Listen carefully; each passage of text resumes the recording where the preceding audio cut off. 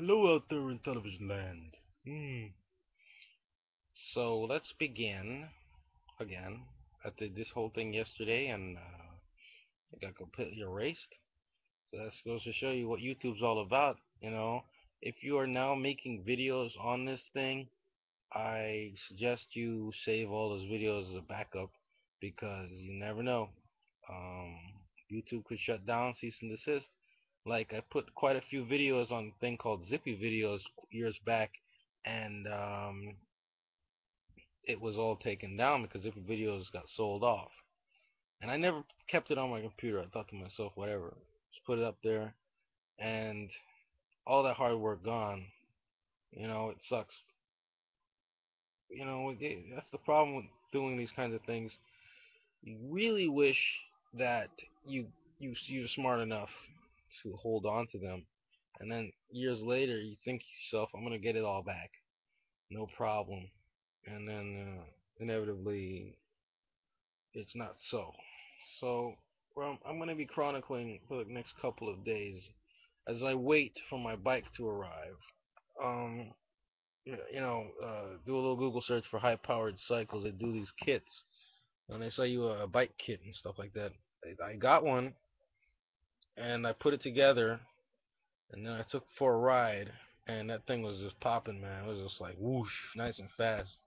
I was very excited and was having a good time, and then suddenly the thing stopped, and I said to myself, "What the fuck?" Great. And then I figured it all out. The reason why it was doing what it was doing was because I didn't do the whole torque arm thing. And when you build an electric bike, you need something called a torque arm because the motor, it has so much pressure applied to the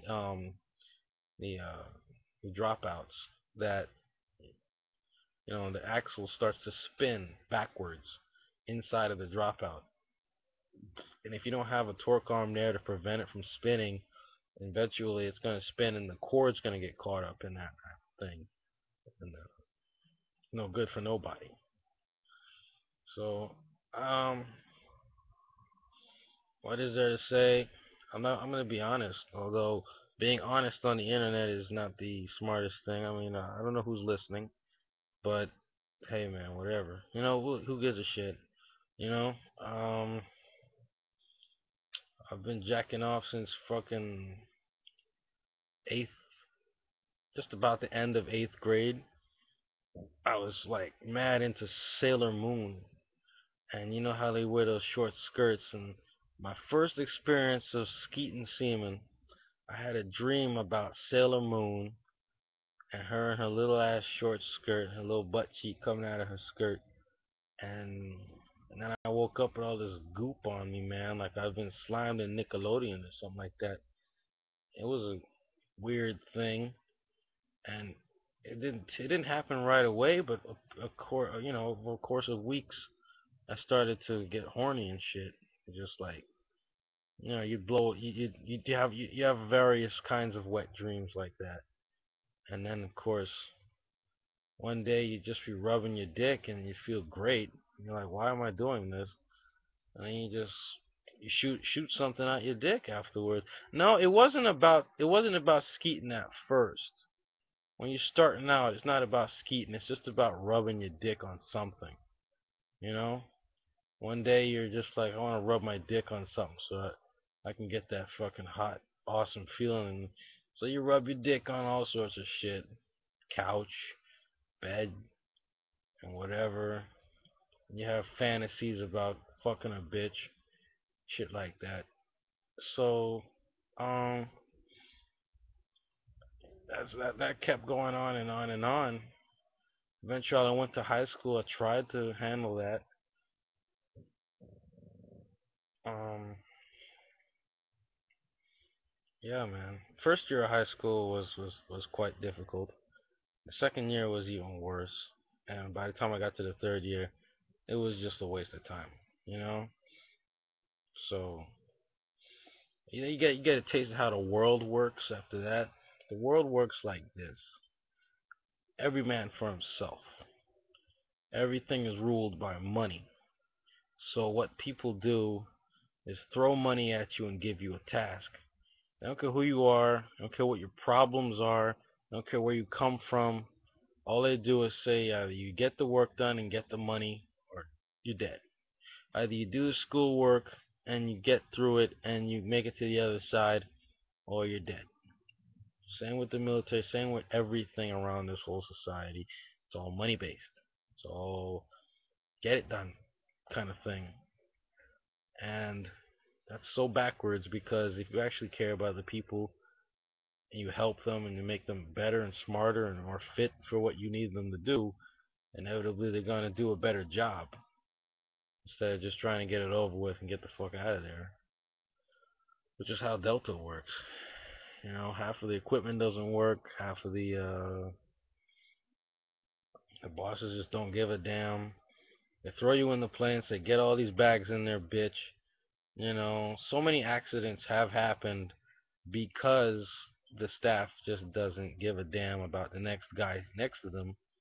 And yeah, it's just I don't know how we have all these huge nuclear missiles and atomic bombs sitting there with some guy ready to press the button in this world. Who is that guy, and what does he do all day? And is he a faggot? I don't even know.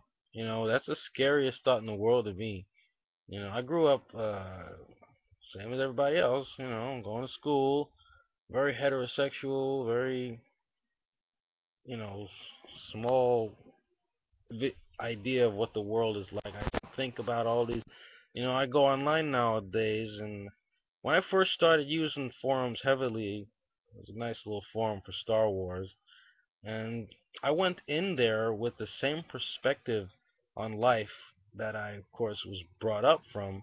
But then you have the world that you as a kid are facing the real world, which is full of people who are just insane and they don't come from your background. They've been through more shit than you can imagine. They've probably gotten laid, and so it was just a bad. It was a situation that was just destined to go bad, and it did. You know, the biggest mistake of my life was letting the internet actually get to me, and it did. It got to me, and I didn't recover from that. You know, I was doing pretty well in school. I had a plan for myself, and then I let the internet dick around with me, and then I threw it all away. But now I realize that it was never going to be that easy anyway. There's a lot of reasons why. Um, you know, it's just like, either you could have just fucking drove off the bridge one direction, or you just you drive off of it faster than you thought you would. I was gonna drive off the bridge anyway. It didn't matter if I was gonna get messed with at the forum or whatever. It was just like as soon as I got to like college, man, I was going along with it. You know, I figured I figured I really did think get the degree and then get the good job and then things would be all right. But to try to do all of that it's like trying to fucking climb up a hill with ice skates on. It's just stupid. And they didn't care. They just wanted to see if I was gonna do it. That's how these people operate. They say go do this, go do that, and they're laughing to themselves in a corner that you're actually going to do it. That's how they play. So big surprise. Same with the military. Military is pretty much how they operate. Throw a bunch of money at a bunch of black people and say, go shoot up those guys over there, or you're not gonna get anything, no food, and that's how it is. That's plain straight up. TSA works like that. Throw money at a bunch of black people, get them to do all your bag searching for you. Delta ramp, throw money at a bunch of black people, get them to move all your baggage. It's so freaking. Now I know why they were very concerned with my health and shit as a kid because I had a lot of health problems, and yet there were doctors all over the place trying to fix me up. It's not because they were like, "Oh, we love this nigga." It's because one day I'm going to be worth thousands of dollars. when it comes to these corporations, and they need a black guy to do some very lot of heavy lifting so that they don't have to do it, or they need somebody to clean their toilet for them, whatever the hell. Black people are very valuable to the white man. Uh, Sad to say, but it's just the way it is. I realize that now. You know, I was treated very well as a kid. By white people. There was never any problems, no issues. And then next thing I know, I joined the military, thinking I'm gonna like I don't know, hopefully get some pussy. I don't know. And then it's just racism all over the place. You're black, fuck you, kind of thing. And it's like I'm thinking, wonderful. I mean, I kind of got the sense that that was how they really thought all along. But yeah, there you go. You know, when you're a kid, they're not gonna touch you. When you get older, it's on. There is no stopping that stuff. You does it bother me? Not really. Not really. The thing I always say is that if you're here in this world, it is for a reason. You're not just. You can't argue the point that there's no point to having all these various kinds of races. You are suited. You are given your gifts, and you're suited to survive. And if you can't survive, then you don't deserve to survive, so on, etc. That's why scientifically I think that's the way it is. You know, there are a lot of various complexities to race and society. The expectations placed upon a white person versus a black person. And I think sometimes it's best to be black because nobody expects you to accomplish anything. So there's a lot less pressure on you. The only problem is that they're expected to compete and prove that blacks are any damn good in any kind of way. That's the only kind of pressure there is. But otherwise, no one expects you to freaking be the boss, or take charge or do anything of that magnitude. Because practically every nigger is just a freaking useless dumbass. So they don't expect nothing from you anyway. It's when you actually start being all articulate and showing off your intelligence that they're like, whoa, that's different. What's going on here? And then they say, okay, well, you got to be the next Malcolm X or some shit. You got to prove that got to take on the toughest white guy and see if you guys got anything. It's not about that to me. It's about um, it's not about like human beings as a whole. It's not about white, black, this and that. I always, when I was in the college there, they made a big deal out of this fucking computer article written about just it was just suspecting Martin Luther King because they know that I was brought up worshiping Martin Luther King. That's how these people do things in this whole place here, the black section of the Bronx. It's all Black History Month. Martin Luther King is the awesomest black man alive. Shit like that. But, I don't really care about Martin Luther King. I never cared about that asshole. Um, and they don't get it, man. If they pissed on Spider-Man, then I would give a shit. That's how I think. They just don't get it, man. I never went to school and gave a shit about what I was reading in those books. What I cared about was what I was watching: Power Rangers, RoboCop, Terminator, Star Wars, absolutely Star Wars. If they pissed on Star Wars, they'd have something to actually piss me off with. You piss on Martin Luther King all night and day. I don't give a damn about that guy. I appreciate great accomplishments of human beings. That's what they don't understand, or whatever the hell they're trying to accomplish. These big time corporate motherfuckers. When a great person does something great, that's awesome. And one beautiful thing about the '90s was that it did appreciate accomplishment from all races to a very large degree. You know, Urkel.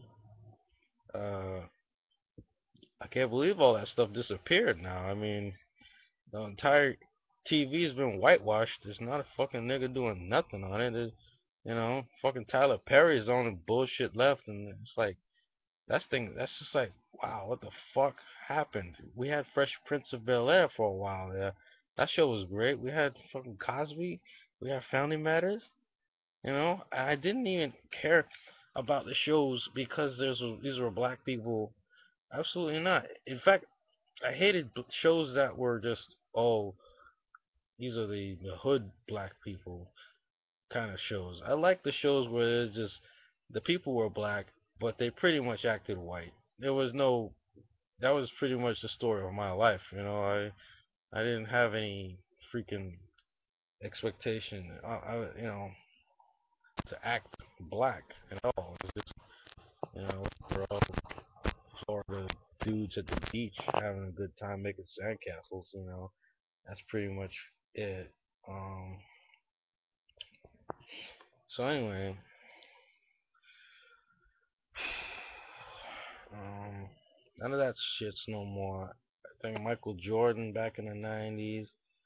All this, only thing is that there's a black president, which is a big, big, big leap forward for this country, and that's huge. There always seems to be that head nigger thing. They always pick one black guy who's extraordinary and throw him a bone, and then it's like, you know, America's awesome because we appreciate the black people and some bullshit like that. So, but '90s was a very fascinating time because you could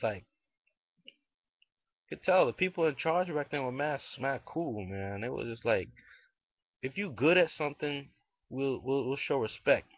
Michael Jordan, the best basketball player. Fuck, they show respect to that man because he was great. He made them a lot of money.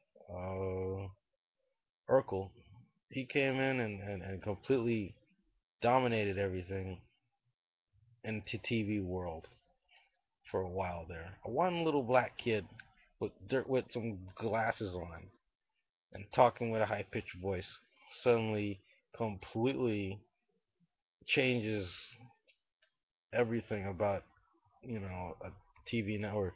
And these like purely 100% white people living their little middle class life shows were dominated by a show about a black nerd, and that's completely retarded. How did that happen? It did because he was great. He sold a lot of fucking stuff. He was funny for the kids.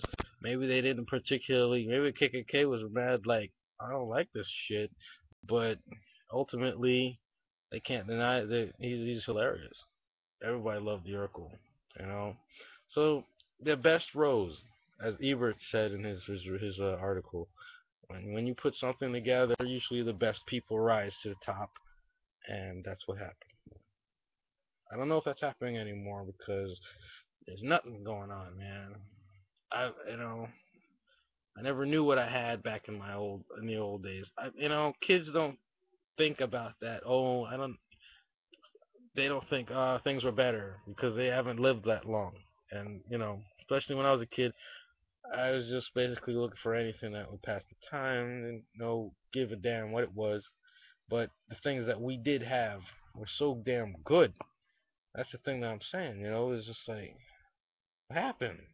What happened to all that good shit? So getting back to my original point before this video goes on too long. No, it's rough.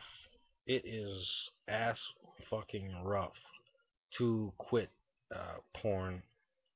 You know, uh,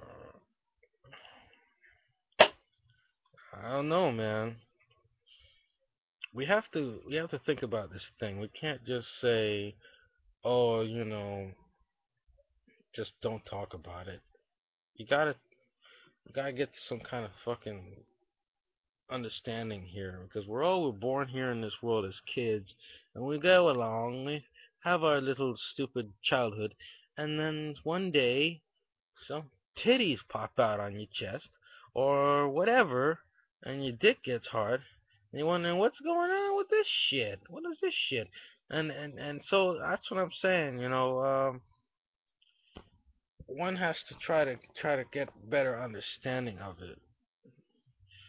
But for now anyway, I figured out how to lessen the the difficulties I've been having, which is that my head is just like on fucking fire, man. It's always been throbbing with pain because I thought, oh, masturbation withdrawal, but the truth is that I was deprived of the choline in the brain, which is some sort of amazingly, super nutrient for the brain.